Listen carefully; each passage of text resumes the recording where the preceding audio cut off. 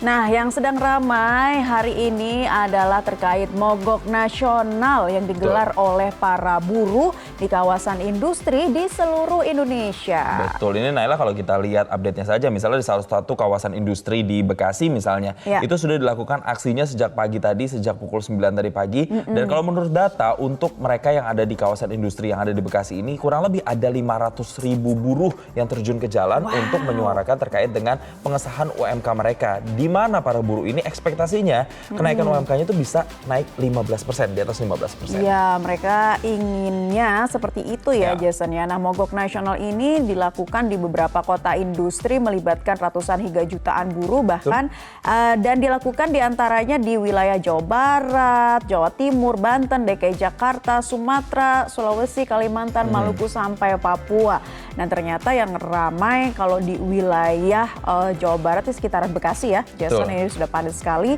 Dan kalau untuk wilayah DKI Jakartanya itu dari Jakarta Timur sampai Balai Kota nih, dengar-dengar. Iya, mereka melakukan demonstrasinya sampai dengan Balai Kota. Nah, kalau berbicara tadi soal kawasan industri di Bekasi nih, Naila, ada informasi yang juga kami dapatkan bahwa ada dilakukan upaya sweeping juga untuk pabrik-pabrik atau kawasan-kawasan industri di sana yang tetap bekerja. Jadi memang banyak yang melakukan sweeping, meminta supaya para buruh yang tetap bekerja harus ikut turun ke jalan untuk juga bersama-sama melakukan mogok nasional hari ini. Nah, sebetulnya kalau kita lihat kembali ya mengenai dari UMP ya, kalau DKI Jakarta kan sudah ditetapkan. Nah, berkaitan dengan aksi mogok nasional ini, Presiden KSPI menilai kenaikan UMP tidak sebanding dengan kenaikan gaji dari PNS katanya yang naik 8% gitu ya pada tahun depan. Sementara kenaikan pegawai swasta hanya mencapai 3% saja. Tapi kan sejauh ini ya kalau kita lihat lagi kan sudah ada formulanya ya.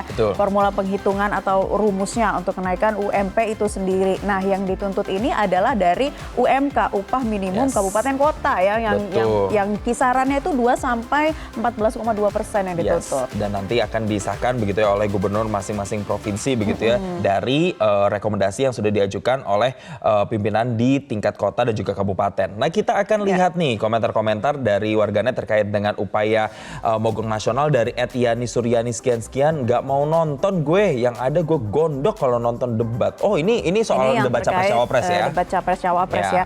Nah, banyak pasti ya tanggapan dari para warganet ya. Ada yang bilang, kenapa sih harus demo? Ini dikesankan kayak kurang bersyukur, padahal UMP setiap tahunnya juga pasti akan naik gitu ya. Dan banyak sekali beragam tanggapan, tapi itu balik lagi ya. Ini kalau misalnya dari tuntutan para buruh yang tergabung juga dari Serikat Pekerja Indonesia, mereka menuntut sesuai apa yang diinginkan dan katanya nggak akan berhenti sampai keinginannya terkabul. Itu sampai berapa lama dong ya kalau mau mogok kerja? Sebenarnya ada deadline-nya itu hari ini, Naila. Jadi setiap gubernur itu harus punya batas, punya deadline untuk memutuskan hari ini apakah rekomendasi yang dikirimkan oleh pemerintah kabupaten kota ini diterima atau tidak. Nah, berbicara soal rekomendasi yang diberikan atau dialamatkan kepada gubernur masing-masing provinsi, saya akan bacakan nih. Misalnya untuk pemerintah kota Bandung, ini mengusulkan UMK-nya ya, atau upah minimum kota kabupatennya paling tinggi itu sebesar 17%. Ini bisa dibilang paling tinggi se-Indonesia.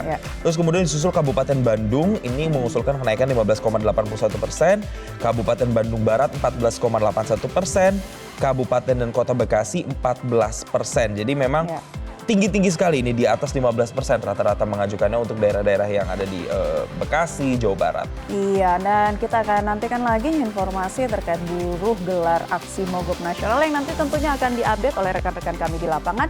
Nah, kita akan kembali untuk Anda dengan trending topik lainnya usai jeda ya. Tetap bersama kami di Newsline.